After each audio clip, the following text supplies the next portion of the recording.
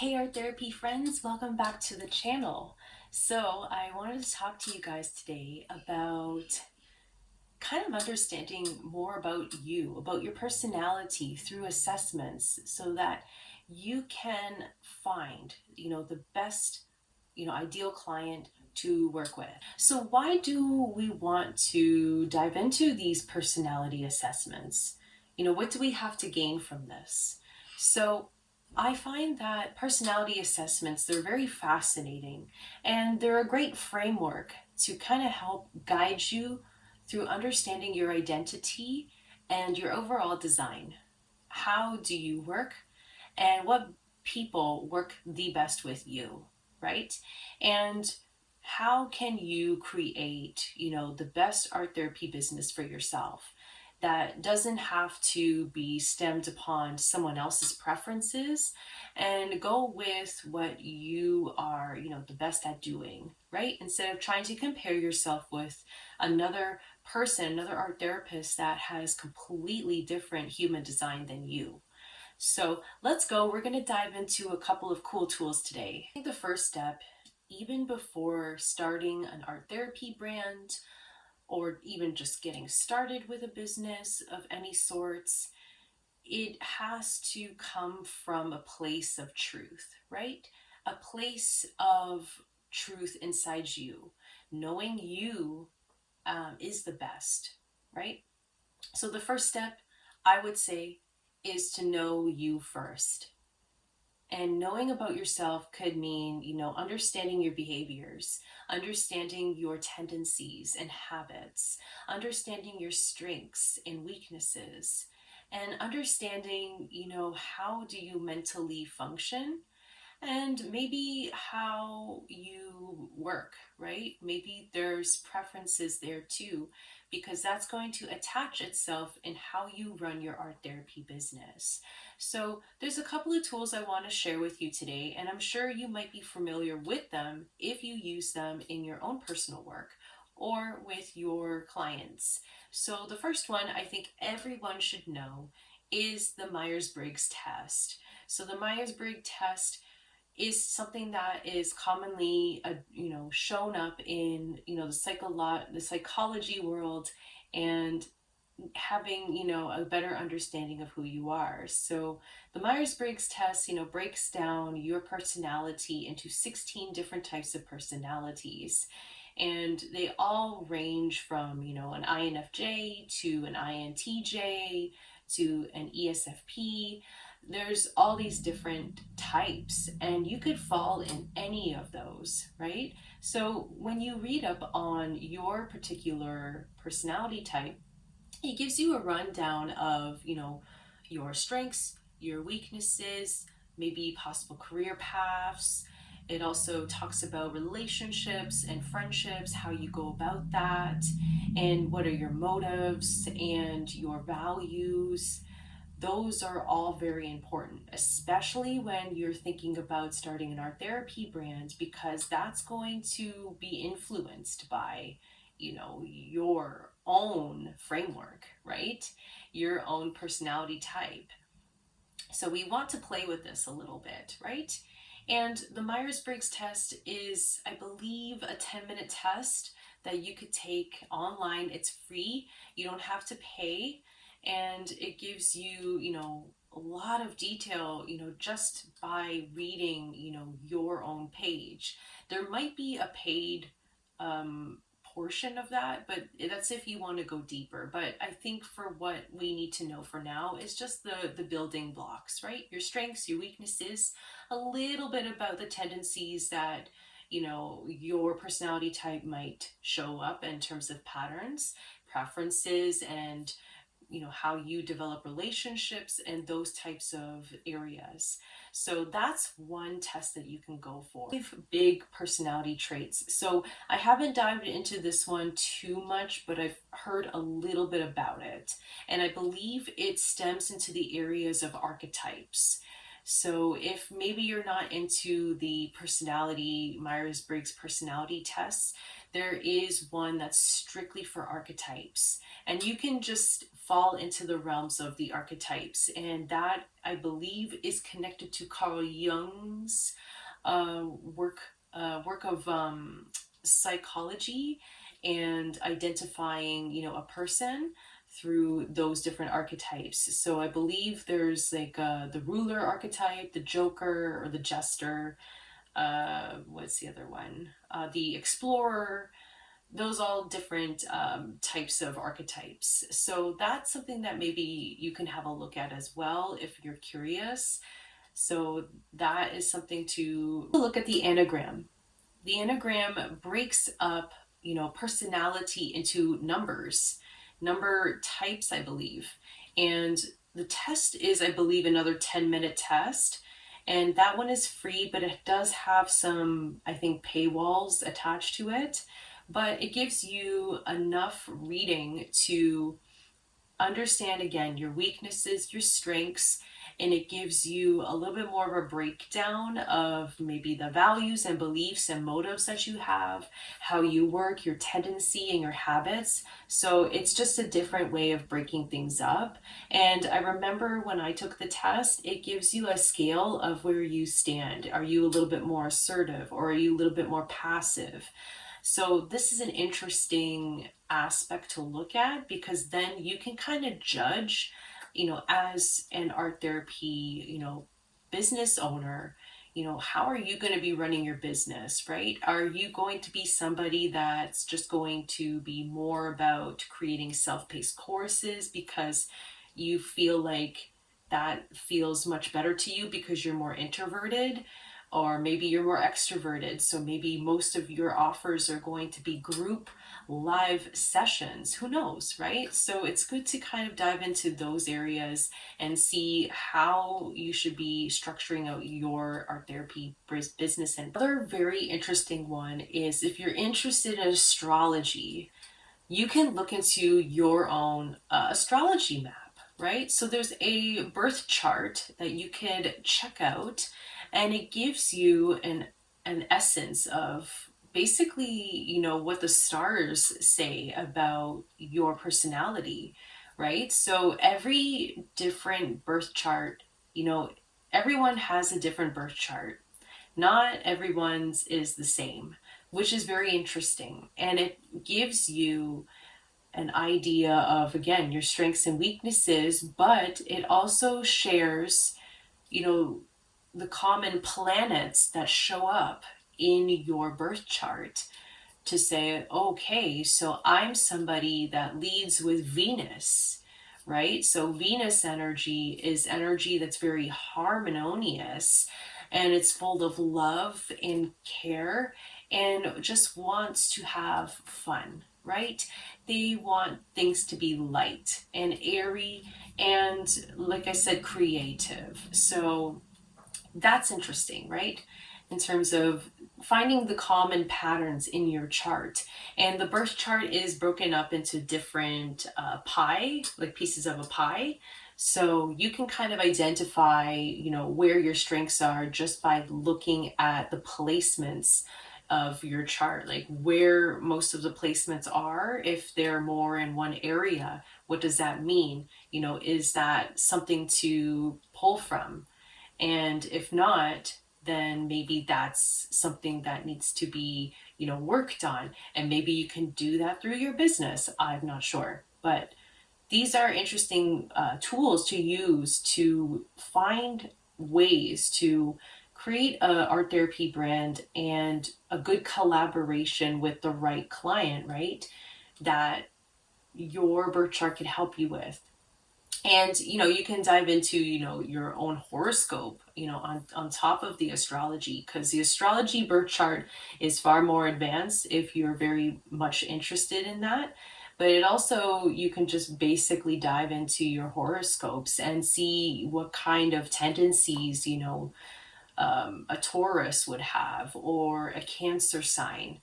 So that could even just be that basic to stem from that, because even the elements are attached to those horoscopes. And the elements could also have characteristics that you could use in your business, right? So if you're like an earth sign, and the earth sign likes things that are more grounded and maybe more calming. I don't know. I'm not a professional in this area, but this is things that I've looked at myself to help try to find some kind of a framework to help another person to figure out what system would be the best for them just by reading the charts and looking at the astrology pattern that they have in their chart. And this one I just learned, so I don't have too much information on this one, but it's a test called Human Design. And I believe it's based off of astrology as well. And it kind of shows you the type of person you are, whether you're a generator, whether you're a projector. These types of human designs have a different approach to how they work and how they carry themselves out throughout the day. So even like through my discovery, through the human design, I found out that I am better at working, during what did it say, after sunrise and before sunset is when my mind is at its peak and works the best. So then that immediately tells me that, okay, so I'm the type of person that would much rather work during the day and not at night, and have that night to refresh myself and stuff like that. So maybe the structure of my business is going to be maybe self-paced sessions or something like that, so that it doesn't make me fall into overtime with back-to-back calls or anything like that. There's a lot of different things, but the human design personality assessment really breaks down as just some of your motives, and it breaks down how you think, right? So there's a map that it gives you of a person's body, and how I believe it's broken up by the chakras, and you could be more in the head space than you are in the root. And that's really cool to see how somebody projects themselves out to the world in this type of design. And I think it even shares a little bit about your thinking process as well. Like, you are somebody that would rather plan than be, intuitive and spontaneous. So that gives you an idea of how you should be approaching the sessions of building a brand, and how you should plan your brand appropriately so that it works to your design and not against you. And that's what these assessments are for, to allow you to see a broader picture of the type of person you are, and maybe the types of people that would be attracted to you and that would benefit from you. So, for example, for myself, I'm somebody that's very structured, and I find that the people that come to me are people that need organization. And therefore, I'm the person that they would come to because I have that structural nature that they need, right?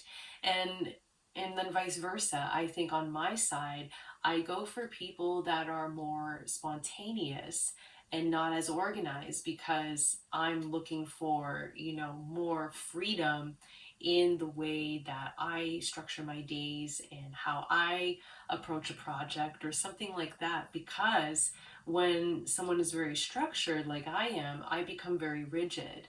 But again, that's not, you know, as bad, but it depends on what I'm trying to do, right? Like, if I'm trying to create an art piece but be fun and spontaneous without overthinking it, then that's sometimes a challenge for me, because I want things to be very, articulated and have a story and etc. Now, I want you to also remember that these assessments are not made to put you in a box. These are only tools in your little toolbox if you ever feel stuck. So don't feel like you have to hold yourself and constrain yourself into that box of your personality type. If that doesn't work for you, that's okay. This is literally a loose framework for yourself that you can always refer back to. But the next point I want to really state now is about identifying your ideal collaborator. So, your ideal client. So, when you're going through these tools, you can start on the side, making notes about maybe the possible people that you would be the best with and would find a lot of value from you, right? So now this is kind of like gathering the data that you received from these personality assessments to then start identifying, okay, am I somebody that much prefers to work independently and just have self-paced courses, or just one-on-one sessions privately, than running, huge groups of, 50, a group of 50 doing art therapy. So you want to start identifying, what patterns, work best for you, and not try to compare yourself to someone else that's, getting, the best success, right? So definitely take the time to understand your mindset 100%, so that you don't fall into burnout when something is going against your system, because that's usually what happens when burnout shows up. Burnout just means that you're going against your system. Something's faulting in the system that is just not agreeing with you. So be very aware of your mindset, make notes about it, so that you can catch anything that shows up, and then you can start approaching your brand and business differently when you start identifying these things, and learn to accept them as well. Because we, like I said, we focus a lot about trying to compare ourselves to somebody else, and that's wrong, because it's going against your system, right? Because you're seeing someone else do it and it's working for them, but now the question becomes, well, what about you? How is it going to work for you? Is it going to drain you dry of your energy, because maybe you're a highly sensitive person and really just can't do that type of work? So be very forgiving with yourself, be very accepting of yourself when you're doing this work, because yes, it's going to be one of those, you have to kind of accept it as it is, instead of trying to force it upon yourself, right? We want to lead with your strengths and not try to lead with weakness, because that's going to cause you to feel not so confident in your work, and it's going to show up in the radars, when you are trying to sell your business and market your business and sell an offer. You don't want that to happen. We talked about, finding your ideal collaborators, right? And ideal collaborators could mean, your clients, or maybe influencers that you might want to partner up with. Like, that can also mean that too. So now what we want to do is we want to find common ground. When you find common ground, you can look at all different aspects of these types of common grounds within a art therapy brand. It could be tools. So let's just say you are building a website, and let's just say you are trying to find the right platform for yourself. So let's just say you go with WordPress as your website because you see other people using it, and you know that it works for those people, but is it going to work for you? So you end up going for it.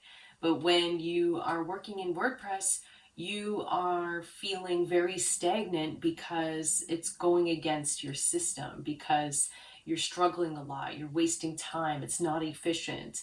So these are signs already telling you, this is not my platform. This is not my website builder. So I'm going to stop working in this platform, and I'm going to find something else that is going to be much more aligned to my own human design. So now we can look at maybe system.io and see how that would work. So with system.io, that platform is a little bit more intuitive because it's a drag and drop functionality system and it has everything in one. So that seems to comply much more for, maybe an individual that needs things simplified and needs things, fairly mapped out and structured so that there's not too many moving parts. So that could be another way to kind of identify your human design, to say, okay, WordPress is great and all, but it's just too advanced for, someone to process, right? Somebody to be quick in. So this could be for, someone else that is much more tech efficient and could learn much quicker. And let's just say the person that does, system.io platform for their website, they, strive for something else. They have a different value, right? So the value that they have is probably efficiency, right? They want things all in one place and they want things simplified. So they probably value simplicity, to have all the pieces in one spot and not have to worry about, bouncing to different platforms. Whereas maybe somebody who had WordPress, as their website builder, probably value flexibility, right? Because that's what WordPress does. It gives you flexibility and it gives you the opportunity of like full customization. But the person, that is working with system.io as their website platform might not value that, because all they want is they want structure. They want a simple system that's just going to get them from point A to point B.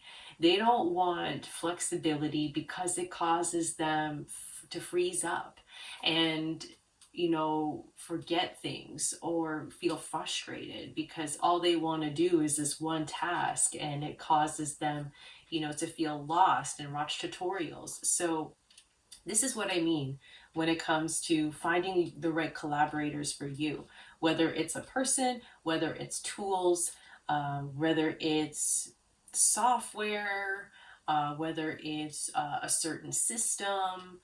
You want to really start coming to this conclusion of asking yourself, does this meet my human design? Does this meet my personality type? And does this meet my tendencies and behaviors? Because in the end, you don't want to feel like you're clashing with, people or products or softwares. That's just going to cause a lot of drainage on your side as the art therapy business owner. Using the right tools really helps to improve your efficiency and how you work with your collaborators as well, because your collaborators, will probably have some kind of a similar likeness to you, right? Because you guys will find a common ground between each other. So, let's just say, you are doing a collaboration with another influencer, for marketing each other's services, but you are trying to figure out a platform to do a webinar together. So you do start to ask yourself these questions. Okay, do I want to use Zoom? Do I want to use Google Meet? There's so many other ones, but even that in itself, it makes the whole experience very efficient, right? And even when you're choosing your influencer marketers, right? Because there's people out there that is not for everybody, right? So let's just say you're an art therapist and you're looking for a fitness coach for your people, for your audience, because everybody's asking you, hey, I'm looking for a fitness coach. So you, as the art therapist, want to collaborate with a fitness coach to do a interview with, but you want to find the right, person that matches your personality type so that there's good chemistry between the two of you, right? So you could see how that, comes into play with the personality assessment, to kind of get an understanding. Okay, I'm not somebody, that likes to work with loud, obnoxious people, so maybe I find like a fitness coach that is a little bit more down to earth and a little bit more humble and maybe a little bit more calming and introverted. I don't know. Like there's probably somebody out there. But we really want to identify, the right people for us, because if we are doing the actual event and that person is not very compatible with us, everybody, all your audience is just going to run because they don't like the chemistry, right? So this is very important when thinking about these essential details. The last thing I want to say, just to close off this video, is about, yeah, we are, trying to find the right collaborators for us, but I think we also do want to be aware of embracing diversity with different people that have different perspectives and different backgrounds. And that gives us, the advantage of learning from others and foster, innovation, creativity, and even adaptability, right? So, you don't have to be too fixated on, trying to strategically pick the right people. You can break out of that zone as well, but maybe you could do it, strategically, at a pace that's okay with you, right? Because you have to slowly start building the blocks, right? So maybe right now you just want to focus on just building the grounding work and the foundation so that you can start growing, right? You can start growing your brand.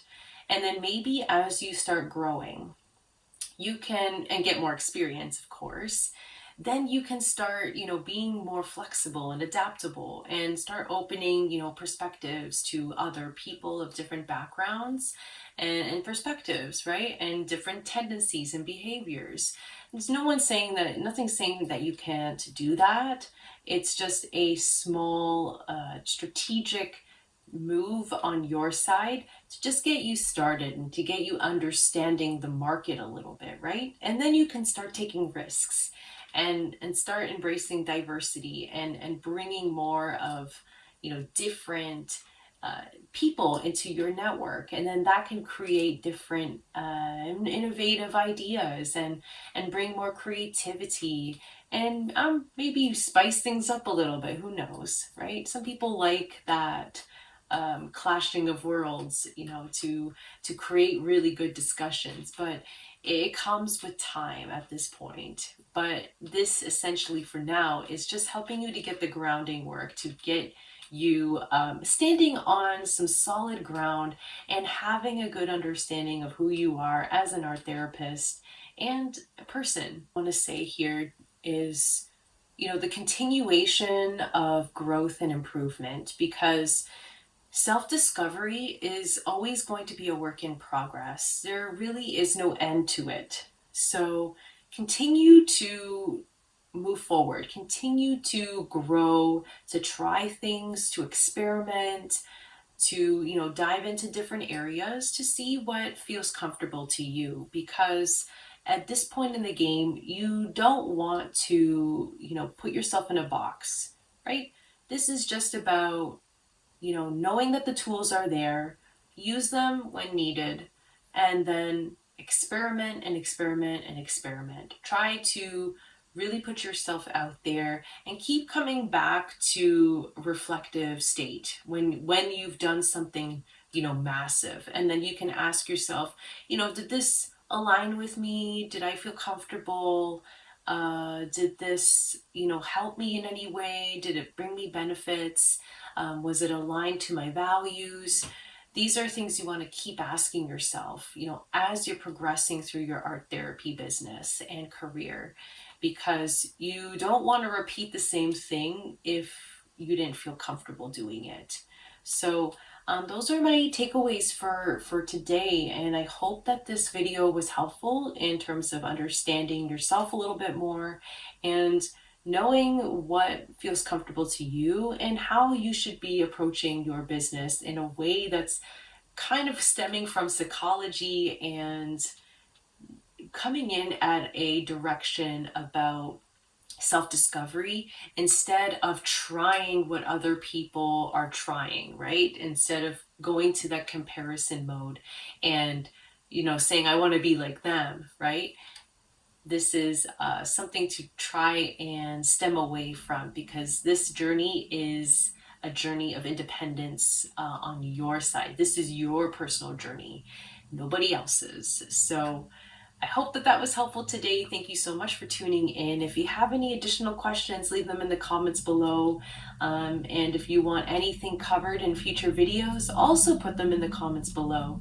All right, I will see you very soon in my future videos. Bye!